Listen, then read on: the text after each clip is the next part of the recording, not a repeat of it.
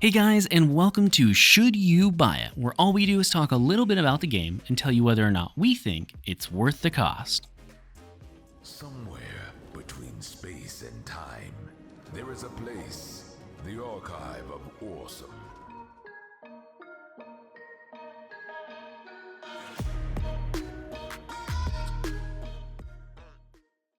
In this episode, we'll be playing Hellcard, the co-op roguelike deck building game where you and up to 2 of your friends can fight against an army of undead and demons in a quest to stop the archdemon himself. Now, the first question that we always cover in these videos is what stage of development is the game in? And in this case, Hellcard is currently in early access and available on PC for $20. Now, if you guys want to save money on games, you should check out Humble Bundle in the description below. Humble Bundle will not only help to give you a discount on games sometimes, but will also help charity and support this channel.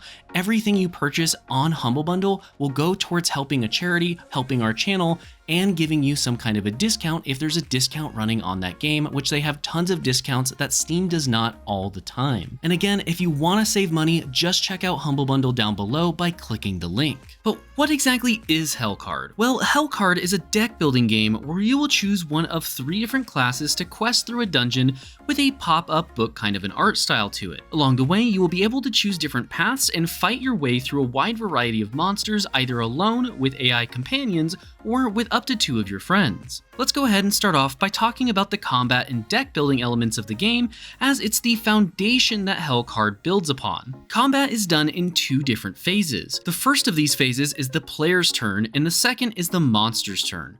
All players and AI companions will go at the exact same time, which means planning out what card you'll play and in what order is extremely important. When playing with other players, there really isn't an easy way to see what's in each other's hands so that you can plan out your turn. This means if you're not in Discord streaming or something similar, you'll have to use the in-game text chat or comms through some third-party application in order to explain what is in your hand and what you want to do. It's also important to note that during the player's turn, that they can see everything the monsters are planning to do so that they can strategize accordingly. Once everyone does end their turn, the monsters will then take their pre-planned out turn that you saw beforehand. If at any point in time during combat a player's HP reaches 0, they will become dead and be useless for the rest of that said combat. They can, however, be resurrected if the other members of the party manage to finish off all the monsters in the combat they're currently in before the entire party is wiped out. If this does happen, you'll be resurrected with only 1 HP, so you will have to find a way to heal in order to really get back into the fight.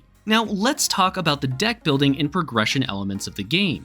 Each time you create a character, you'll be able to select a Torment level, which provides a unique debuff to your character. This can be anything from only being able to choose one option after a fight, to not being able to save money between each one of your combats. And generally speaking, the higher your Torment level goes, the harder the debuff will be to deal with. Keep in mind that if you do want to push the higher tiers of Torment, you'll first have to beat the previous tier in order to unlock the next one. This means if you want to do Torment 4, you'll first have to beat Torment 3, and to do Torment 3, you'll have to beat Torment 2, and so on and so forth. At the time of recording this video, I believe there's currently 33 Torment levels in the game, which is quite a lot and will take some time to get through. You'll also be able to select something called an artifact whenever you start one of your games. These essentially act like items in other deck builders and provide some kind of a passive change or bonus. For an example, count traps are an artifact that can be used to make your extra block deal extra damage in between rounds. You'll start to unlock more artifacts, new cards, and new cosmetics every time you complete one of your runs,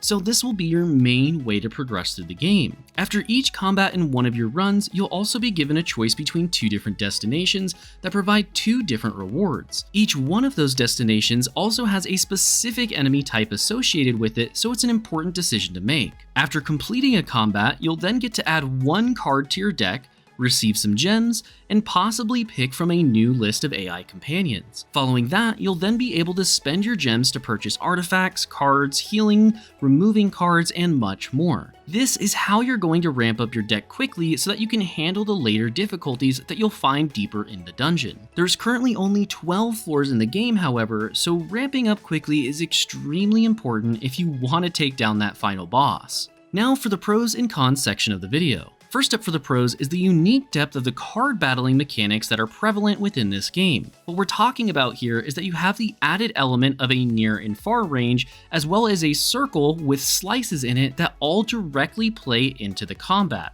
It's hard to explain, but just know there are cards that will only damage things in specific sections of the room, which are dependent upon which section your character is facing. This means if somebody is in danger of dying, you can focus down the enemies in their slice so that they won't take any damage and allow the other players to take a little bit extra. This allows for players to have an extra level of depth and critical thinking whenever you're playing through the game. Following that is that everybody can go at once in this game, which is much better than many of its predecessors. If you've ever played something like Across the Obelisk for an example, then you know how boring it can be when you're waiting for 3 other people and 4 whole AI to take their turn just for you to play 2 or 3 cards and then have to pass. It's not an exciting way to play the game. However, because this game allows all players to take their turn at the exact same time, the amount of downtime you're going to experience in multiplayer is extremely low and limited. Finally, for the pros is the large amount of replayability due to the amount of unlocks and torment levels for you to beat.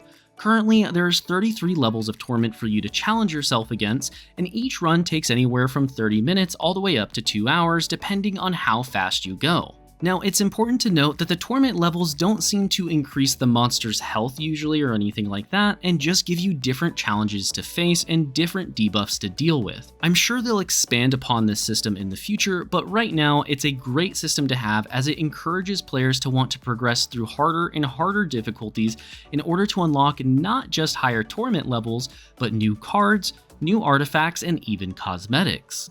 Now let's move over to the cons section of the video. First up for the cons is just the fact that right now, in order to see your friends' hands, you're going to have to be using some kind of third-party streaming platform. This is just not a fun experience to have and is something that really needs to be added to the game. At the moment, we do have the ability to currently see AI companions' hands if you know how to do it, which is actually not that hard, but there is no way for you to see your friends' hands without some kind of third-party streaming service. Finally, is that it didn't feel like there was a lot of variety when it came to enemies, viable builds that can actually beat the game, and artifacts. At the end of the day, this was a really big bummer as there's a lot of fun builds you could go, but there's really only 1 or 2 builds that can handle the later floors for each class, and since you can't pre-build a deck, you kind of just have to hope that you get one of those 2 builds and the cards that are associated with it after each run, which is just not a fun thing to have. So now it's time for the rating for the game, and when we rate games, we want to get 1 hour of enjoyment out of every $1 that the game would cost. So for this game in particular, in Hellcard, we would want to get roughly 20 hours of enjoyment out of the $20 cost of the game. And after putting over 24 played hours into this game, we give it 8 out of 10 potatoes. Hellcard was by no means a bad game. It just seems to be lacking a bit when it comes to the diversity front. And what again we mean by this is just the variety of cards you can play, the variety of artifacts available, things that are just needed to add more meat to chew into, because at the moment it feels like only a few things are actually viable, which is a bit of a letdown. Regardless though, the game is still super exciting to play, and if you are looking for a fun multiplayer roguelike experience and are willing to deal with a few minor inconveniences and a little bit of a lack of content for the moment, then we feel that Hellcard is definitely worth the cost. With all that being said, if you guys liked this video and want to see more content like it, make sure to like and subscribe to the channel. Finally, I want to give a big shout out to our Platinum and Above channel members, which currently include Jonathan S., Caustic FPV, Gerald89, Jim Phillips, and AZ Blackbird. I'm Game Advisor, and I'll see you next time.